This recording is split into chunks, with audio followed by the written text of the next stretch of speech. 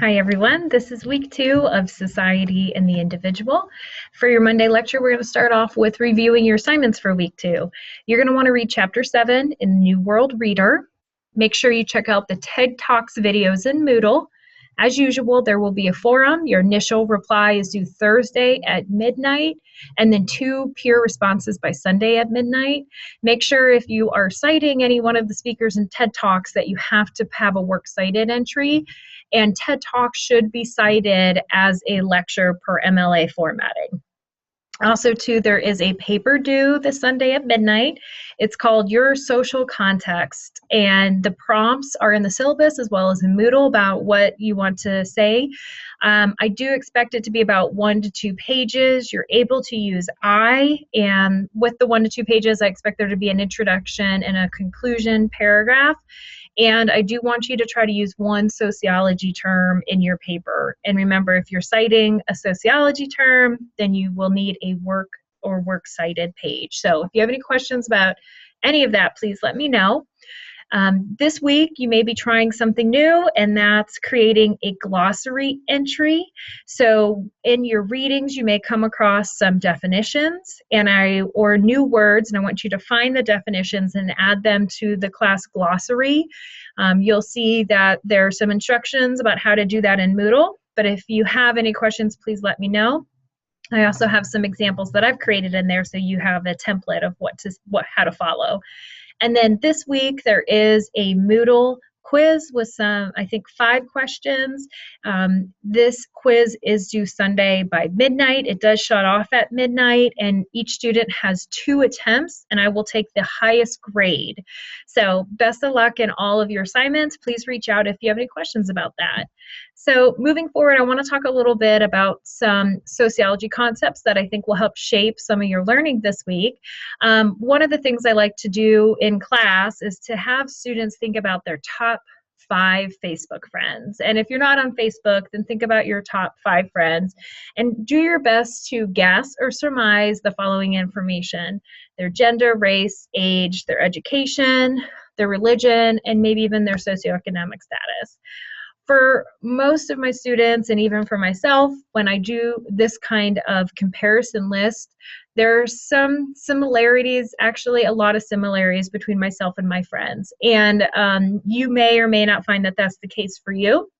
But one of the things in sociology that's kind of a foundational kind of fact is that people like people who act, who think, and who look like them. And that's not a bad thing. It's one of the things where like attracts like. And so what happens if someone doesn't think, act, or look like mainstream society or look like the majority of people? I think that what you can see, and maybe some examples in history, is that there is some discrimination that can happen when people don't look like us. One of my favorite movies to talk about in sociology is Gangs of New York. It starred Leonardo DiCaprio many years ago, and it talked about how immigrants, a lot from Ireland, but also various other countries coming over to Ellis Island, and that movie really shows different levels of discrimination, and it really, really emphasizes this concept of the stranger. We like things that look like us. When things don't look like us, then there's conflict. There is something called a racial dot map in week 2 of Moodle. You can go there and you can put in your zip code and you could see the races that live around you. And what you might find in looking at this or looking at big cities in LA or Chicago is that people do tend to live by each other who look like themselves. So, okay, moving forward, we're still kind of talking about the concept of the stranger. There are 2 things that I wanted to clarify: race and ethnicity. A lot of times people use these words interchangeably for sociological purposes, and I think in the grander scheme, there are differences. Race, it really talks about your physical, visible characteristics that someone can look at and say, oh yes, you are Caucasian.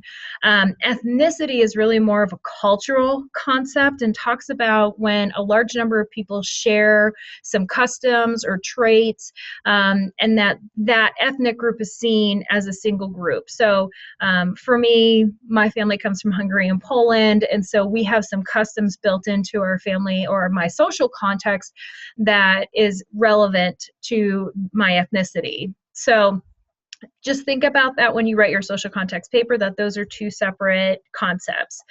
The other important thing that we should talk about in sociology is that there are groups that we look at, and one would be the dominant group. And this is a social group that really politically, economically, and socially have the power. And a lot of times the dominant group consciously, subconsciously, unconsciously treats the minority group differently as a result. And this could be seen in small interactions, in large interactions, membership into social groups. You could see it in sometimes by laws. And so the dominant group, though, is a group that has power. The minority group, of course, is the adverse, where they tend to be culturally and physically distinct from the dominant group, and as a result of their differences, they receive unequal treatment. I did want to specify that minority in this case doesn't relate to the numbers of a specific group. It actually refers to their lack of power. So a lot of times in sociology, we talk about conflict between groups, and it's between this dominant and minority group that we see a lot of this conflict.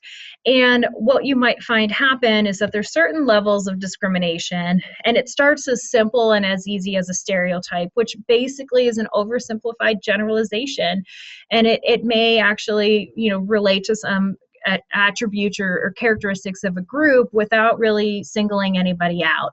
And a stereotype can be good or bad. And we have lots of jokes that go about these stereotypes. Even in Hollywood, we see that sometimes these stereotypes really played up in media. And so what happens is that these stereotypes become embedded into our everyday culture and our everyday language.